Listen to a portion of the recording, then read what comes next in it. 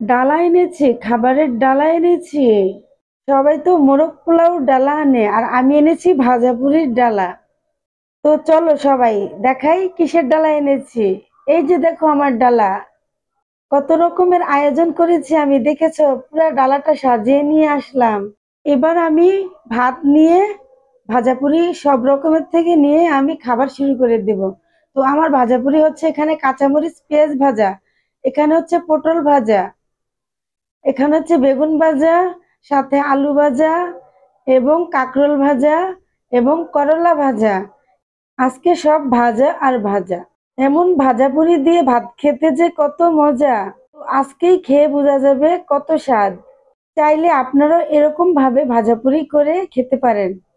সব সময় মাছ মাংস ভালো লাগে না, মাঝে মধ্যে এরকম ভাজাপুরি থাকলে তো কথাই নেই। তাই তো আজকে অন্যরকম ভাবে একটু ভাজাপুরির রেসিপি বানিয়ে ফেললাম। ভাজাপুরির ডালা সাজিয়ে বসে পড়লাম। এক এক করে আমি সব রকমের থেকে ভাজাপুরি নিয়ে প্লেটে সাজিয়ে দিলাম।